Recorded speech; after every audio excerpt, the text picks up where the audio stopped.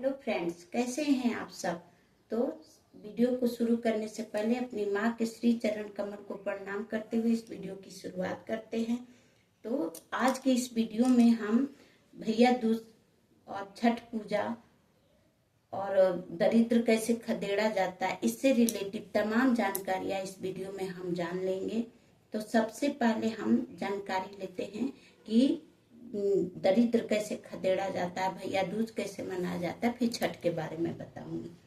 तो दरिद्र खदेड़ने का देखिए, सबसे पहले अमावस्या के दिन हम माँ लक्ष्मी की पूजा करते हैं, माँ लक्ष्मी का आवाहन करते हैं। माँ हमारे घर में वास करने के लिए आ जाती हैं, उस रात को हम पूजा पाठ करते हैं।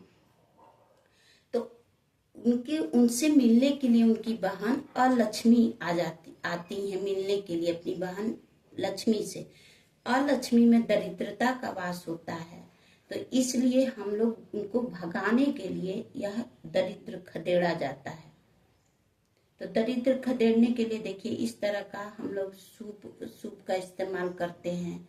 और अगर आपके पास सूप नहीं है तो आप ये थाली भी इस्तेमाल कर सकते हैं। छठ का अगर कोई पुराना सूप हो तो इस तरह से सूप का इस्तेमाल करते हैं।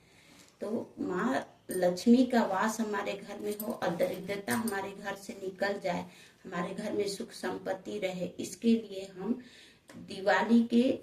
कोई तो दिवाली के अगले दिन ही कर देता है, या कोई भैया दूज के दिन किया जाता है। जैसे हमारे यहाँ भैया दूज के दिन किया जाता है, एकम को नहीं किया जाता, दूज के दिन किया जाता है। यह सुबह सुबह 3 से 4 बजे के बीच में किया जाता है, या दरिद्र को निकाला जाता है।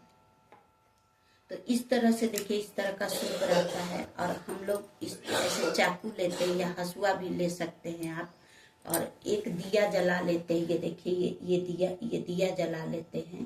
तो हाथ में ये देखिए हम दिया ले लिए, और इस तरह से दिया एक हाथ में लेके और ऐसे ऐसे बजाते रहेंगे, और पूरे घर में ऐसे ऐसे करके हम इसको, देखिए इसको मैं करके आपको दिखाती हूँ।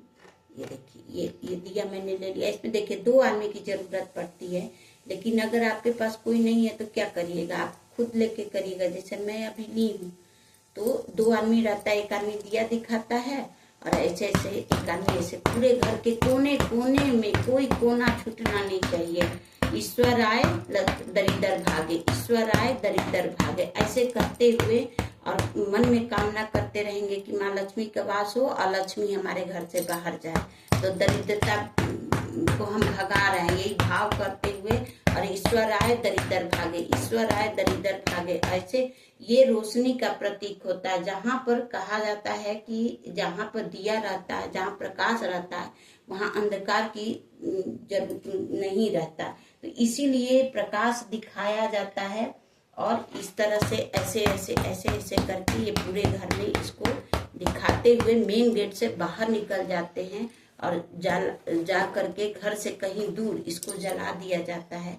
अगर आप जलाना है तो जला दीजिए, नहीं तो इसको धो करके या फिर आप छोड़ भी सकती हैं। ये टोटली आपके ऊपर है कि आपको कैसे करना है।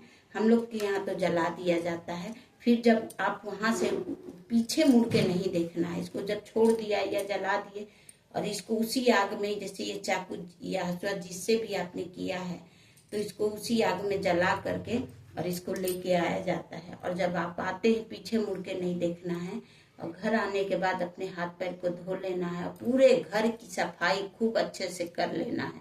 झाड़ू पोछा सब कुछ करने के बाद अपना स्नान वगैरह कर लेना है। स्नान करने के बाद भगवान की पूजा करके तब हम भैया दूज के लिए अब अपना आगे का काम करते हैं। भैया दूज की पूजा करते हैं।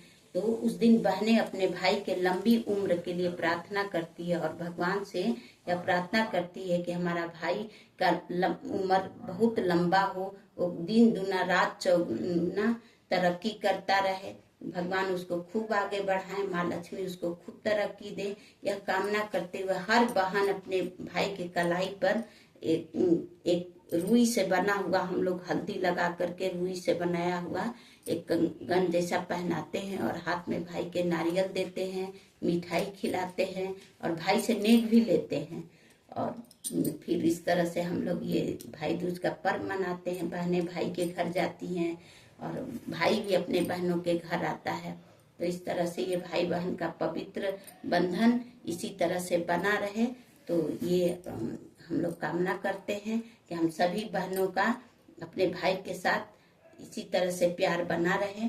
और हमारे यहाँ भाई बहन गोबर का बनाया जाता है, गोबर का बना करके हम लोग, और उसमें फिर कूटा जाता है और रेंगनी के कांटे से, और काला चना रहता है उससे भाई को श्राप करके, और फिर उसी श्रापने के बाद वो वहां चढ़ाया जाता है और फिर ऐसे ऐसे करके कूटते हैं। और जो वहां जल चढ़ा रहता है उससे ये अपना ये आगे का ये लट निकाल के और इसके ऊपर ये ऐसे पानी गिरा के और ये इसको पीते हैं और बोलते हैं कि मतलब फिर भाई को जिंदा किया जाता है। और जो कांटा से जिससे सरापे रहते हैं उसको उठा करके फिर दांत से काट करके फेंक दिया जाता है। तो इस तरह से हम लोग मनाते हैं। उस दिन अमर पीठा बनाया जाता है और तब बहनें व्रत रहती हैं और सबसे पहले अमर पीठा अपने भाई को खिलाती हैं। दाल वाली पूड़ी बनती है, खीर बनता है, सब्जी तो आपके ऊपर है कि आप क्या सब्जी बनाती है। तो इस तरह से हम लोग दाल पूड़ी और खीर और अमर पीठा ये जरूर बनता है, चना दाल और चावल के आटे से बनता है। मैं वीडियो बनाऊंगी, इसमें जरूर आपको दिखाऊंगी। तो इस तरह से हम लोग अपना ये दीपावली का पर्व मनाते हैं भाई बहन का, और दरिद्र खदेड़ लेते हैं। और फिर उसके बाद तृतीया तिथि, तो कल ये दोपहर 12 बजे से पहले पहले ये काम कर लेना है, फिर तृतीया तिथि आरंभ हो जाएगी तो फिर नहीं कर पाएंगे। और ये 23 अक्टूबर को हम लोग भाई दूज का त्योहार मनाएंगे और 25 अक्टूबर से छठ का महापर्व शुरू हो जाएगा। तो इस तरह से 26 अक्टूबर को हम नहाए खाए होगा, 27 को खरना होगा और 28 अक्टूबर को हमारा अर्घ, शाम का अर्घ देंगे। और इस तरह से हम लोग छठ का त्योहार का धूम तो हमारे यहाँ शुरू हो गया है। जैसे ही दीपावली खत्म होती है हम लोग छठ का शुरू हो जाता है तैयारी। तो आप लोग से अनुरोध है कि अगर मेरे वीडियो और दिखाने में कुछ भी अच्छा लगा हो तो आप लोग प्लीज मेरे चैनल को लाइक करें, शेयर करें, सब्सक्राइब करें और बेल आइकन को जरूर दबाएं और उसमें कमेंट करना ना भूलें। तो शक्ति की भक्ति चैनल में आप लोग जरूर विजिट करें और मेरे वीडियो को देखें।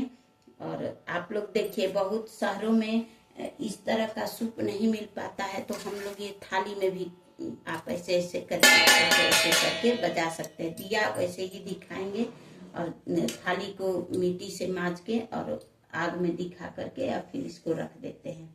तो इस तरह से भी आप कर सकते हैं और सूप पे भी कर सकते हैं। अगर ये दोनों भी नहीं है तो कोई खाली कार्टून है तो कार्टून के ऊपर भी बजा सकते हैं।